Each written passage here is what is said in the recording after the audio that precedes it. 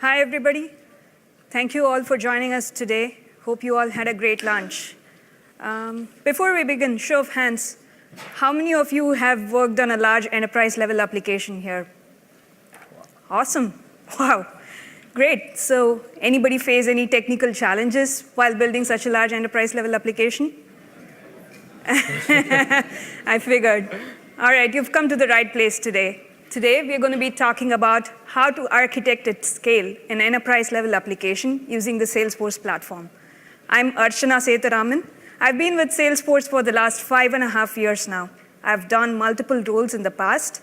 I started out as a developer, moved on to be an architect, and more recently, I've taken this fascinating role of a performance engineer within the enterprise scale team. We work on solving large and complex scale and performance-related issues for some of our key strategic customers. I have Ritvik with me today. Ritvik? Hi, I'm Ritvik Malvi, and I've been with Salesforce for about the last 4.5 years. I've also been a performance engineer throughout this tenure. And I started off at the Sales Cloud working on features to make them as performant as possible. And for the last 1.5 years, I've been with the enterprise scale team.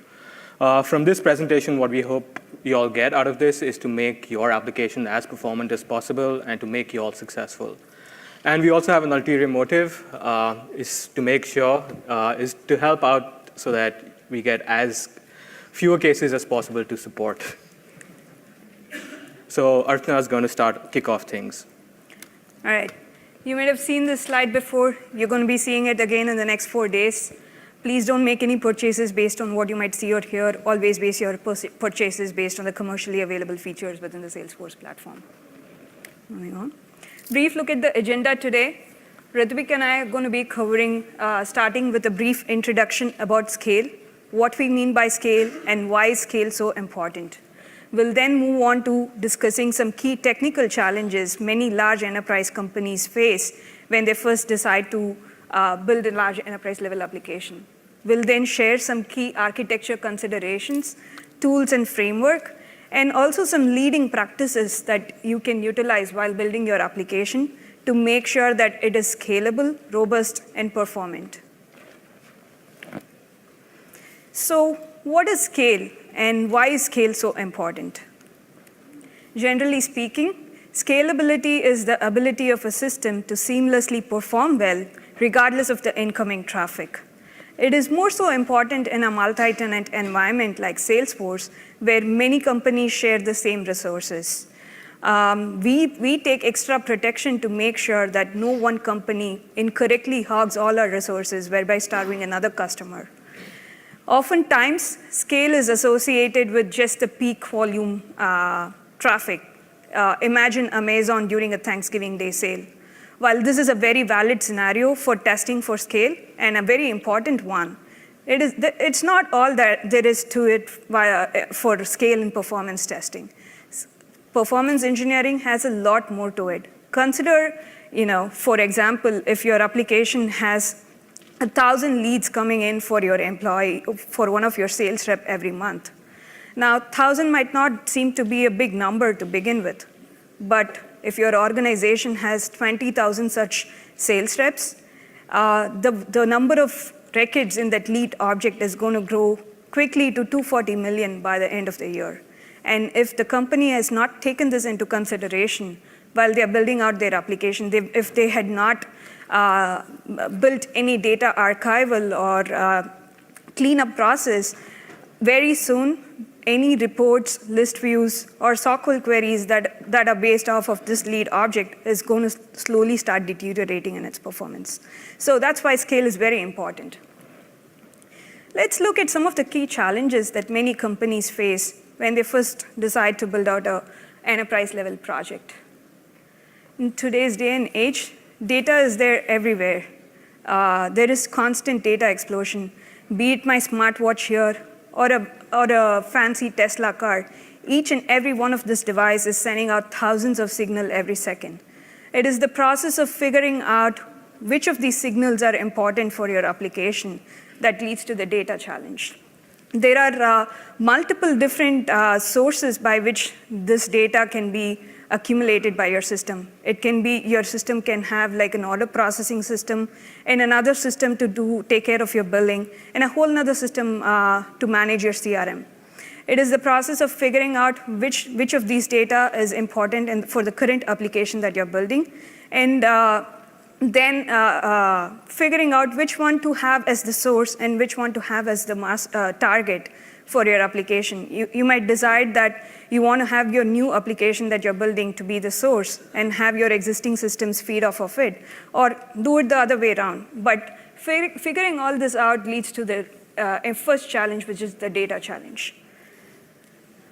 Very close to the data challenge comes the integration challenge. Once you've figured out what your data sources are going to be, once you've figured out which one is going to be your source system and which one is going to be your target system, then comes the challenge of figuring out a way to swap data between those different systems. Oftentimes, large enterprise-level customers have more than 10 or 15 different systems that they would like to connect. Some of these systems might have been built over multiple decades, and they might be using legacy hardware or software. This is not necessarily a problem for Salesforce. We offer multiple different ways to help you connect your systems with Salesforce. But I once worked with a customer who is still using green screen systems for their backend technology. For them, it took almost 1 month to do a simple field level change. So this adds up to the overall technical complexity of your end-to-end integration. And if your users are spread across the country or spread across the world, you're going to have factor in features like network latency that might affect your overall end-to-end performance. And a bad integration design has the potential to completely bring down your system. So it is very critical to make sure you're accounting for all these different challenges when you come up with your architecture.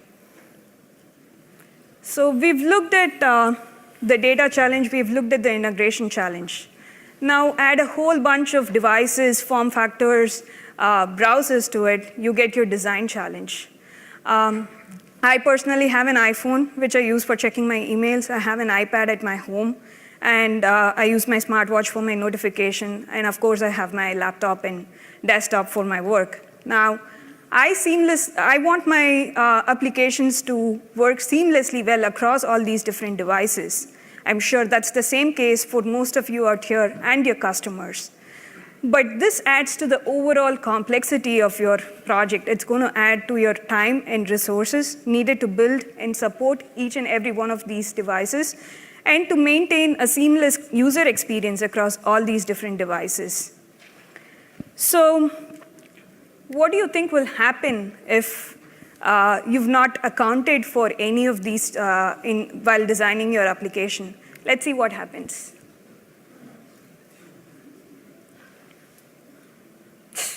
That's right. This is all going to lead to performance challenge. Performance directly affects usability and adoption. So oftentimes, but unfortunately, performance engineering is often overlooked and deprioritized, and it is looked upon only at the very end of the project. By this time, the developers, the performance engineers, and the testers, they do not have enough time to look at the bottlenecks, analyze the bottlenecks, and come up with a fix right in time just before deploying your application to production. But keep in mind, this is a very important challenge. If this is not addressed correctly, it can lead to a loss in productivity for your end users. So it is very important to make sure we cater for it. So, depressed already? All right. Let's look at some of the key architecture considerations for building a scalable application. We've split the considerations to align with the typical software development lifecycle. So the SDLC lifecycle typically has 5 stages: the prepare, architect, construct, validate, and deploy stage. Let's first look at the prepare stage. During the prepare stage, you have to keep in mind 4 main things. Do your user analysis, figure out your user base. How many users are going to be using the system? How many of them are going to be using the system concurrently? Where are your users coming from? Which part of the world are they coming in from? If there is a diversified user base, network latency may come into play. So, and also figure out the devices that your users will be using to access the system. Once you have your user analysis done, move on to data analysis. For each and every object that your application requires, figure out the peak transaction volumes that are going to be there. Also determine how many records are going to be stored for each and every one of these objects. Once you've figured out your user base and your data analysis, then do your business process review. For each and every one of your user flows, figure out how many records are going to be processed by that flow. What is the peak volumes that the flow needs to support? How many users are going to be using that flow concurrently? These are important considerations that can have an impact on the ultimate performance of your application. So once we have the prepare stage nailed down, then comes the important stage where you build an end-to-end architecture where you bring all your important architecture considerations like a data model considerations, sharing and security model considerations, data loading strategies, reports and list views. This is where you decide all of that. Ritvik here is going to be sharing some best practices that you can utilize during this stage to build a robust architecture. Thank you, Archana. So you figured out all your users and where they're going to reside and all of that, and where they're going to be in your role hierarchy. The next thing is to figure out your sharing architecture, where your users will reside in your corporate structure and who's going to be on top, who's going to be your bottom. And we understand that every org is a snowflake, but these are some of the best practices we feel that will apply to most of your organizations. So the first one is deferred sharing. Deferred sharing is one of the features that we offer where you can essentially defer your sharing calculations after you made all your sharing changes, and you can defer them. You can defer your sharing calculations after all your changes have been made. So one of the places where you can use this is where you're doing your initial group membership allocations right in the beginning. So you make all your group membership allocations for your large set of users and then turn it back on. The next place you can use it is, say you have a large set of users and you can't actually make all your changes during the daytime. Then you make all these changes during the daytime. I mean, you turn on deferred sharing, you make all these changes during the daytime, and then you turn back deferred sharing off. So all these recalculations happen either at night or during the weekend. But one of the things to take note here is to make sure you test this out in Sandbox so that you know how long this actually takes. And then you actually run this in production. The next thing to take note is for mass user role changes. We have customers that actually do this on a frequent basis. Take, for example, customers that actually do, that have rotations and where employees move from one department to another, maybe on a quarterly basis, on a half-yearly basis. Or if you have person accounts where customers move from one branch of a bank to another branch of a bank. This is where they do mass user role changes. And you should always use bulk API for this, because this will be a mass move and a mass change. So use bulk API for this. And you should try and sort your input file by the role ID. Because what happens in this case is your role ID actually gets locked. And when you lock your role ID, nothing else for that role ID can change. And when you use the bulk API and you sort it by role ID, you can make all those changes for the same role ID at the same time. So you'll reduce your chance of lock contention. Moving on, you should try avoiding having one user own a large number of records. I know this might be hard, but this reduces very expensive sharing computations. So in the case where you actually want to move one user from one role ID to another or from one group to another, say that role is part of a sharing rule or that group is part of a sharing rule, all that sharing recalculation has to happen again, and that can be pretty expensive. For reports and list views, try to use selective and index filters wherever possible. So account owner, task.whatID, date fields are standard indexes. You can go to the object definition page and see which fields are actually indexed, standard indexes or custom indexes. You can create your own custom indexes. You can ask support to create them for you. You can create single column indexes or dual column indexes. So when creating a reports or list views, you can create them on, you can filter based on these columns. You should try reducing the number of records that are being returned for your reports or list views. So for example, if you have a report that's being, like an aggregated report, for example, across multiple objects, what we had a case that was actually where we had multiple users running an aggregate report on an hourly basis, while those across multiple objects, while those objects weren't actually being changed quite frequently. So what we recommended was they actually store the aggregate results into a custom object and run their report across that custom object. And this aggregation happened on a nightly basis using a custom, using an Apex job. So this basically sped up the report time, and we basically solved the problem that way. Moving on for reports and list views, you can reduce the number of records that are being returned by using other filters like status equals open for tasks versus all tasks, because we know that a lot of tasks are closed and we have tons of tasks in your organization. Another thing is to try and use the My Team list view versus the all list view. The all list view, if you have a very large organization, will return a ton of records. Moving on, data loads. If you have very complex integrations, you will be using your data loads a lot. So, of course, bulk API when you're using very large data loads. For records more than 500,000 records, always use the bulk API. So to minimize parent locking conflicts, you can sort the input file by parent ID or owner ID. This will greatly reduce your chances of locking your parent locking conflict.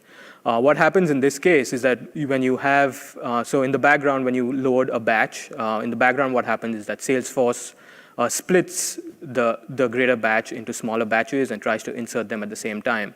So when you split it into smaller batches and you have the same child object for the parent object in multiple batches, this actually locks the parent object and you will run into parent locking conflicts. So when you have it in the same batch file, this reduces the chance of parent locking conflicts quite by a lot. You can also load the objects in order. What I mean by that is so when there are object dependencies on one another, you can load the objects which are dependent first initially. So you can figure out what the dependencies are using Schema Builder. And of course, as I said before in the sharing slide, set up your complete role hierarchy before inserting all your records, because reparenting can be very expensive at times. So if you have users right at the bottom of your role hierarchy owning a lot of records, and you move that entire role hierarchy to a different, if you try and reparent it, this can become very expensive in certain cases. So set up your role hierarchy before doing your insertion. Of course, use efficient batch sizes, 200 for SOAP and REST. Of course, one API call with a batch size of 200 will, of course, be more efficient than 200 API calls with a batch size of 1. You also run the risk of running out of the number of API calls for your organization. One thing to note here is for bulk API, this batch size should be carefully chosen so that it completes in 10 minutes. Because we have a timeout of 10 minutes for a bulk API batch, and if it doesn't complete in 10 minutes, what happens is that this batch gets requeued at the back of the queue, and what would happen is that it would greatly slow down your bulk, your batch, your data load. And complex triggers. Consider disabling, when you have a very large data load, consider disabling your triggers. And then consider disabling your complex triggers especially. And consider using an Apex batch job to execute all that logic that happens in your complex triggers. This will be more efficient than using actually your complex triggers while you're doing your data loads. And moving on, Archana is going to be talking about, so you architected everything, and now it's time to actually construct your application, your Apex code, and all of those things. Archana is going to be giving you an overview of this phase. Thank you, Ritvik. So We've looked at all the best practices that we can utilize during the architecture phase. During the construct phase, let's look at some of the best practices that we can utilize to build a robust code. So to begin with, if you are a developer or an architect in the crowd, always make sure to come up with a coding, one-pager coding guideline for your team of developers. This coding guideline can have information like make sure the triggers are bulkified, platform limits are not hit, make sure the code is reusable and maintainable. There are tons of resources available online for what the best practices are while developing your Epic's code. So make sure you come up with this one-pager before you build your, start building your application, and make sure your developers are adhering to it. One way to make sure your developers are following the coding guidelines is by doing peer code reviews. If you are a developer who has developed a feature, and if you're going to be the same person testing your code, chances of you finding out a bug is going to be very minimal. Peer code reviews not only help to uncover functional bugs that might have been overlooked, it is also a very fun way for people to collaborate and learn from each other. One other important thing to make sure is your unit tests. Salesforce requires that there should be at least 75% code coverage before you can push your code to production. But we strongly recommend that test your code as much as possible. Make sure you're covering for all the different scenarios in your unit tests. And while you're building your unit test, make sure they account for scenarios of scale, like whether your triggers are bulkified and whether the right sharing and security permissions are being enforced in your code, and only the users that should be having access to a particular flow is able to access the flow. So these are some of the best practices that you should keep in mind while you're developing your Epic's code.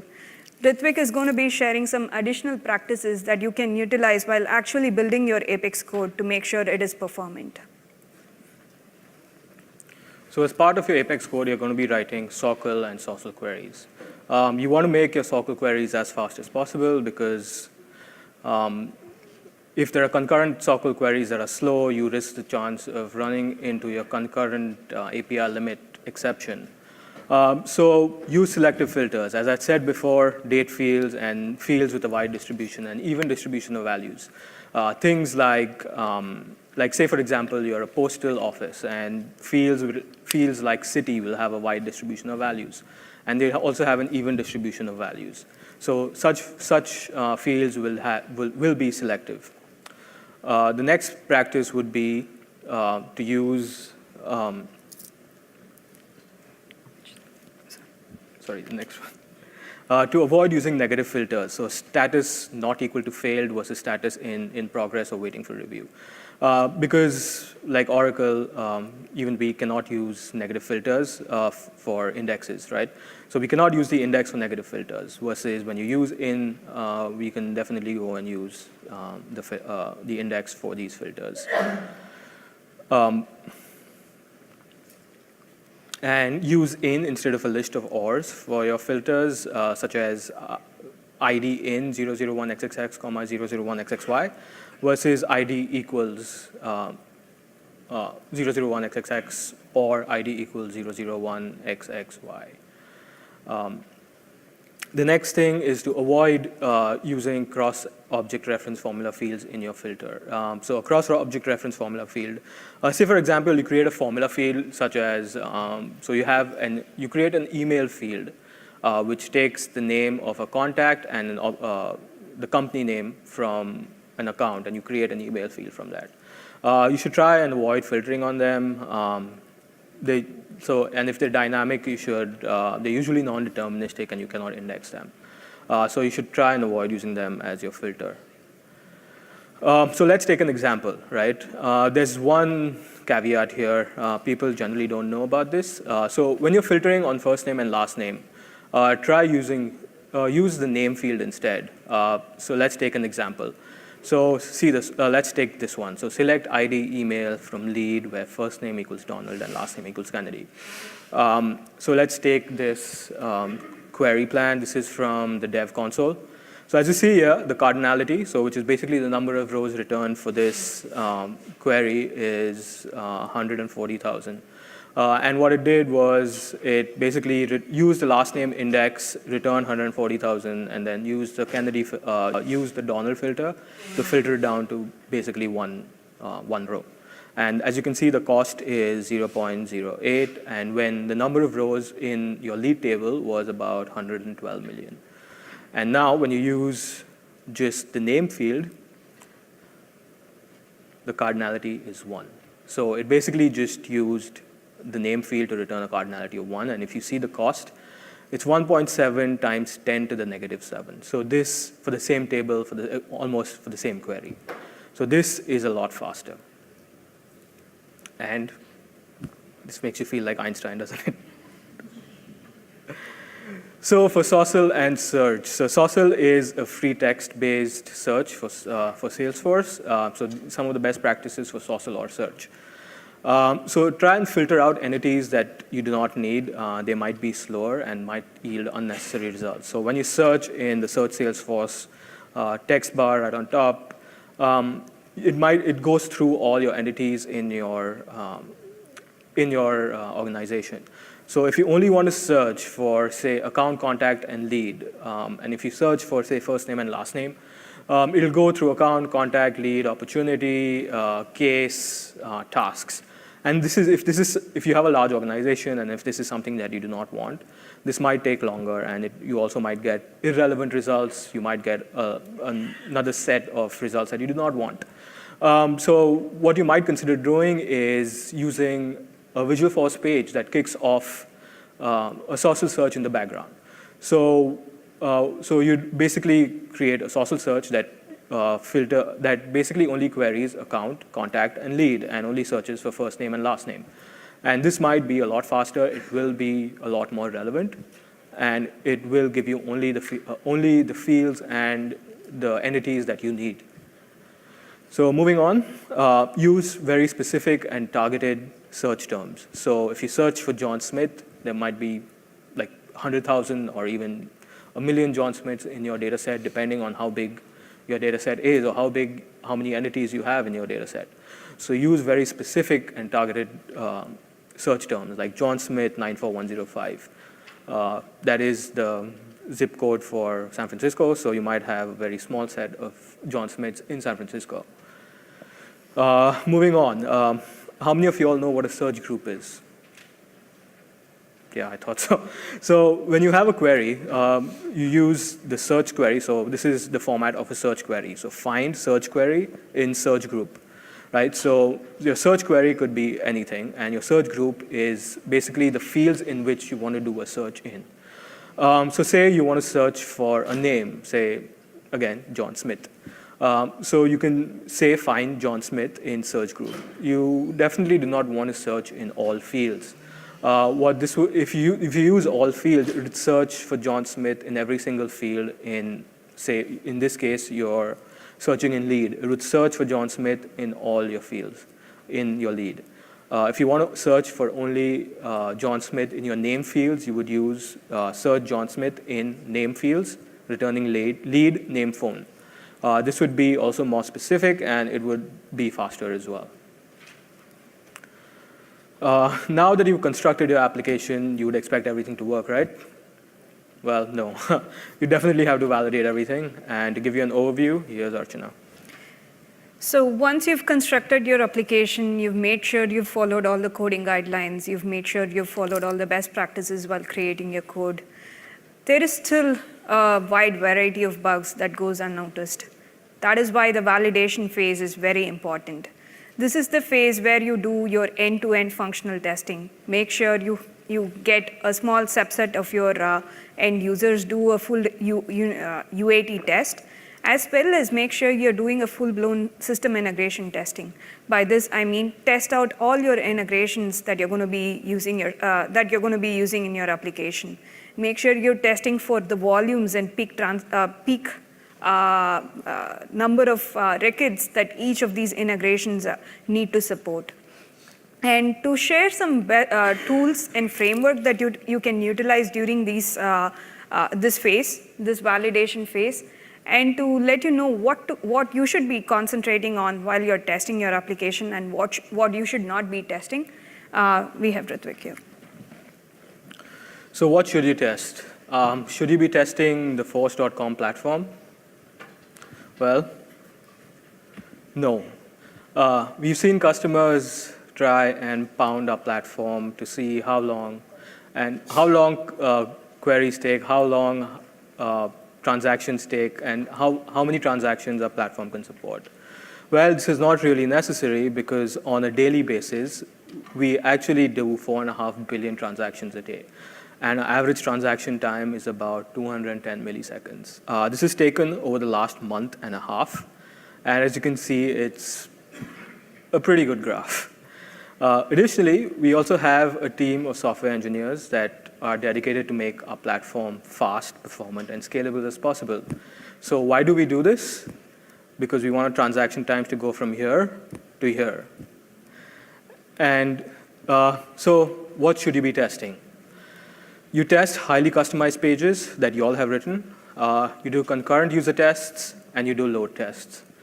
For highly customized pages, you go about testing them doing single user tests. So I spoke about inefficient SOQL and SOSL queries, how to debug inefficient SOSL and SOQL queries, and you also test inefficient Visualforce pages and Apex code.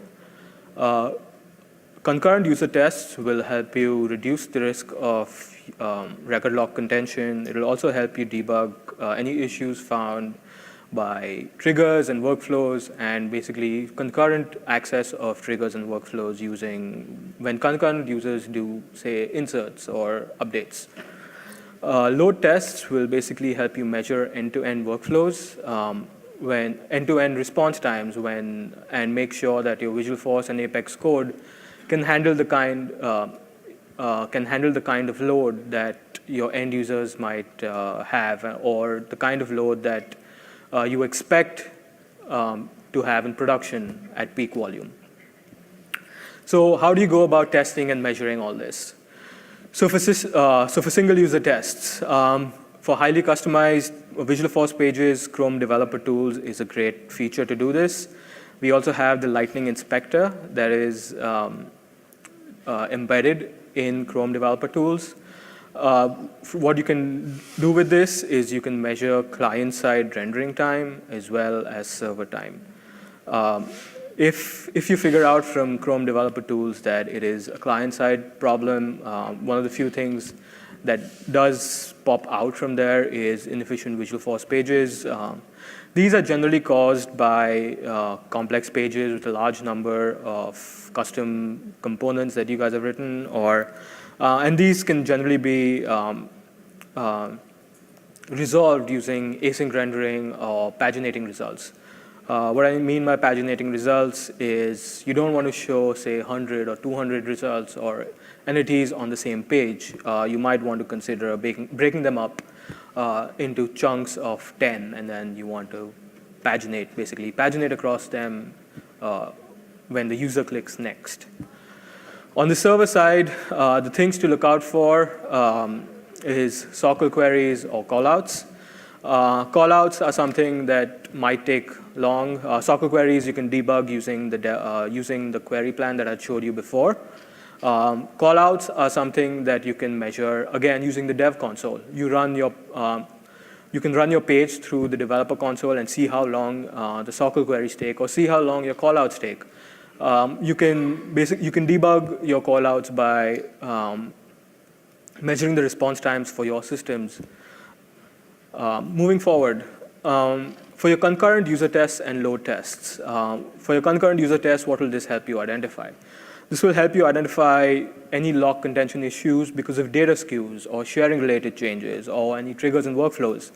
As I said before, for data skews, if there are concurrent users making changes to the child object, which has the same parent object, this is even more pronounced when there are data skews. For sharing-related changes, there are multiple users making, say, role changes or group membership changes, or even territory-related changes. One way to actually overcome this is to use something called granular locking. We have something in the resource page that actually shows what granular locking is. It is a feature that you can actually do some of these things in parallel, and this is something definitely worth reading. Triggers and workflows, while you have triggers and workflows in your objects, we've seen certain cases where there was a trigger where it fired an async job which went and modified a custom object in the background. And when there were multiple inserts done to that object, you can imagine what happened. The async job went and modified the same custom object in the background, and you can imagine what happened. Everything got locked, and yeah, that wasn't a good thing. For load tests, you want to make sure that you have expected response times from your custom Visualforce pages and Apex code at your peak volume traffic in production. So some of the tools that you can use to do these tests and measure all these, measure the response times. JMeter and custom build tools using the Salesforce SDKs are good tools to do concurrent user tests as well as load tests. Data loader, the data loader, the Salesforce data loader, is a good tool to use for integrations as well as just to do data loads. The Chrome developer tools, again, as I said, is a good tool to test out, to do single user tests. It also provides a tool called network throttling. That's a way that you can actually test out what your user experience would be for your users sitting across the globe. There are other commercially available tools like LoadRunner or Thousand Eyes that can be used for to see for load testing as well as to see what user experience is, what network latency does to your users all across the globe. So now that you've done your validate phase, now is the time to actually deploy your application. To talk about that, I'll hand it off to Archana. So you've built your application, you've architected your application, built it using all the best practices, keeping the best practices in mind, validated that it is working well. Now comes the most exciting phase, pushing your code to production and going live. So there are just three main things that you have to keep in mind during your deploy phase. Always monitor your production traffic, check for the performance and scale for your end users in production, and always have a phased rollout approach. If you have a large set of users that you want to deploy this application to, start with a small subset of these users and get their feedback, conduct user adoption surveys, and make sure that the system is performing well and the system is catering to the needs of these users. Incorporate these feedbacks or any production bugs that you might uncover in the future release before you open up the application to all the end users. And never miss a chance to get the feedback from your end users. It is the only way to improve your system and make it more efficient. So to summarize, we've seen all the considerations to take during each and every phase of your software development lifecycle. We're going to be sharing this slide deck out in our chatter feed, so you will have all this information out. And Ritvik, you want to add to it?